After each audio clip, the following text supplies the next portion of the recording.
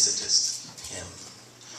In all of God's creation, we understand that God could not put anything in the earth without first putting an expression of himself also in the earth. Not saying that the birds of the air, the fowls, and the fish that are in the sea, and all of these things that God has created does not have some level of God's expression. God's expression, regardless of how high it is or how low it is, or the quantity of his expression that is in the created thing, still reflects some level of God's glory. And even at whatever level we find it in, it is still something that it is to be glorified and to look into the eyes of God and the heart of God and see how great and how powerful he really is. When your eyes really come open to the truth, then you really can understand that, like the old people said, I looked at my hands and my hands looked new. I looked at my feet and my feet did do. I started to pray and my prayer was new. And it concludes, something has got a hold of me. So when you also not just look at your hands, but when you go through life and you begin to see the creation of God, you can't help but to be in awe of the beauty that is locked up in the heartbeat of God. You can no longer, and neither can you ever, create something without putting yourself in it and it be good. Amen. When God put himself into something, the reason why it is good, because it is only God that is in it. And so when it is good and you can see the goodness of the Lord that is in the midst of something that he has spawned or something that he has created, we can rejoice with them that do rejoice, because even though situations and circumstances may not look wonderful, if God is in it, it's still good. And in that moment, we can still rejoice and be exceedingly glad, because we understand that even though times are filled with swift transitions and we are causing ourselves to be sometimes in confusion and be bewildered by the situations that go on in our lives, we can still find in the midst of a storm an eye. Oh, come on here, somebody. You can actually see where God is trying to take you into. When you see his eye, listen, God says you are the apple of my eye. And so when God puts you in the center of a storm, it must be that God wants you to master and rule and make it good. I'm talking to somebody in this house that are in the midst of something that you have deemed even this week to be terrible. You may even consider it to be tragic or something that is not wonderful. But God said, I put you in the midst of it, and I want you to see me in you. And when you see me, you can see what to do. And when you see what to do, then you know that all things work together for the good of them that love the Lord and who are called. Listen, there's a purpose for us in the middle of this storm. There's a purpose for us in the middle of tragedies and events that are not necessarily working in our favor. Yes, that's right. You losing the job might just be God. Oh, ain't nobody talking in here.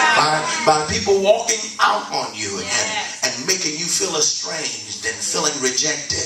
My God, listen, you know you wasn't accepted from the first day that you joined the group. My God, yes. But yet you stayed in there thinking that you were going to win somebody's affection.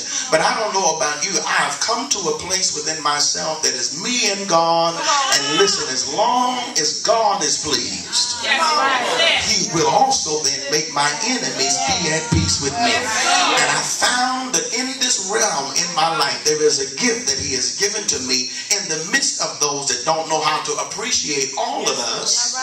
And all of me is a gift called goodbye. Ain't nobody talking in here.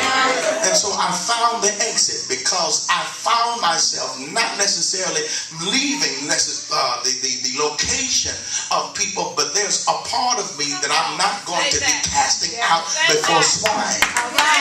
I'm not talking about walking away from relationships and cutting ties with people and burning bridges. I'm not talking about that at all. I'm talking about being steadfast and immovable and always abounding in the work of the Lord. Because if you work in this work, you must have received a word.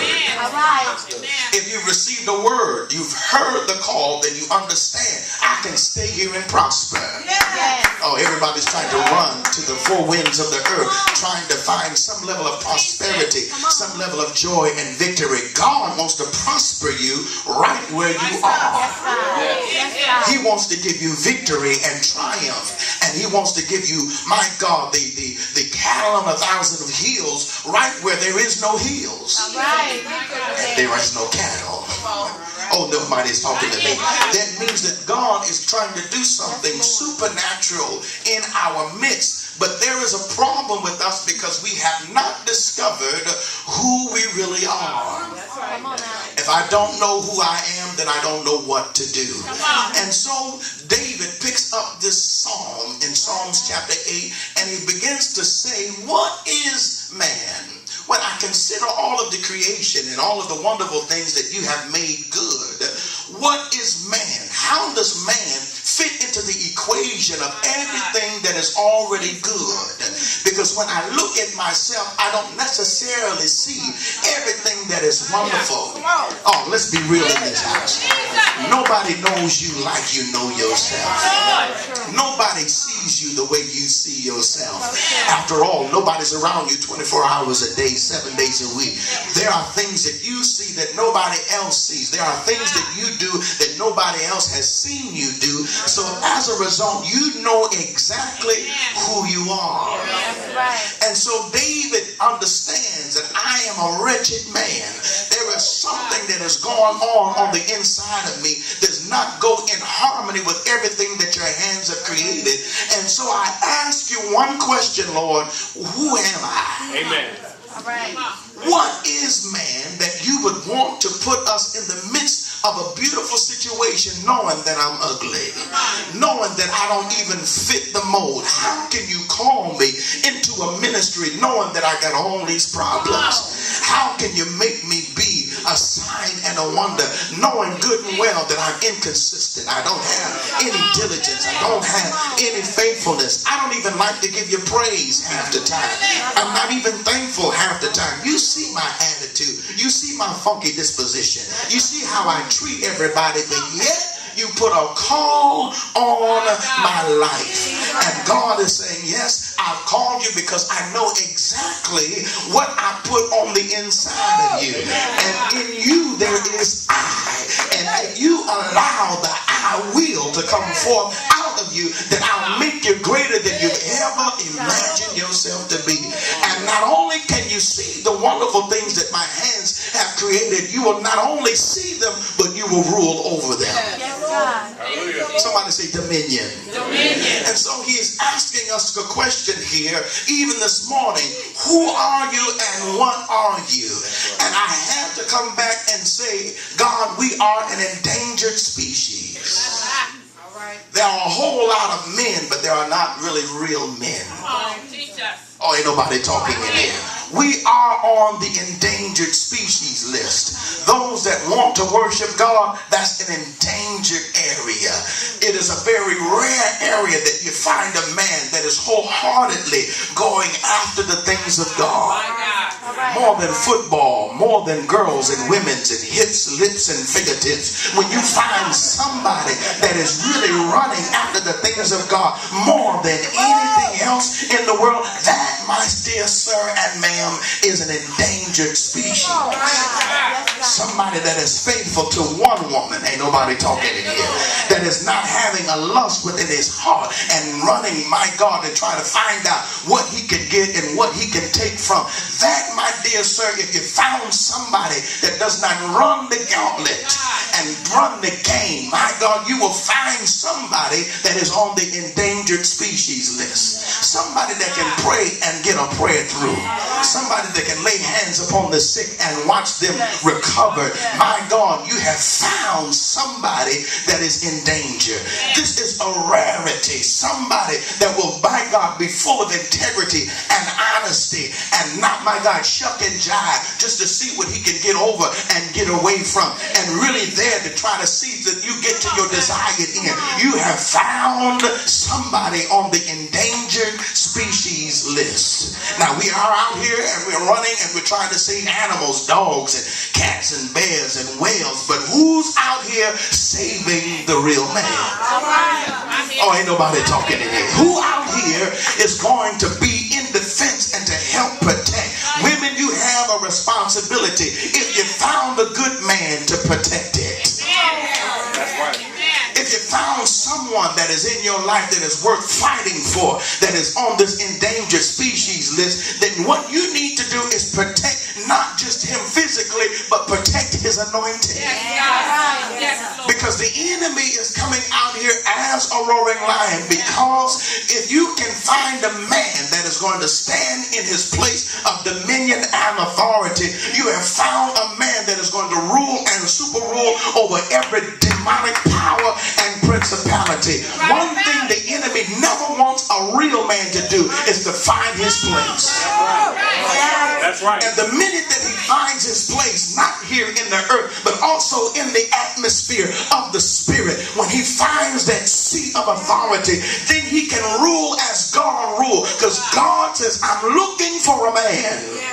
Somebody that can do what I do. Somebody that can see what I see and produce what I produce. God says, I am tired of being alone. Let us create a man. And so we see in Genesis 1:26 that God has invited man to be in his express image. Let me tell you, God had no expression until he had a man. God could not express how great he was until he found a man. God could not, oh my Lord, begin to release the greatness and the auspices of his power and the greatness of his splendor to be released into the earth until he found him a 5'6".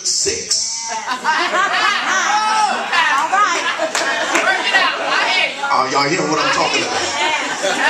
Somebody that was going to be peculiar, somebody that was going to be different, somebody that was not going to fit the mold of what everybody else thinks and occupies what a man ought to be, but has gone up into the celestial places of God's presence and found exactly what God has created for him to be and to do in the earth. And so he says, like that individual, that is what I am going to use to be an expression of my excellence.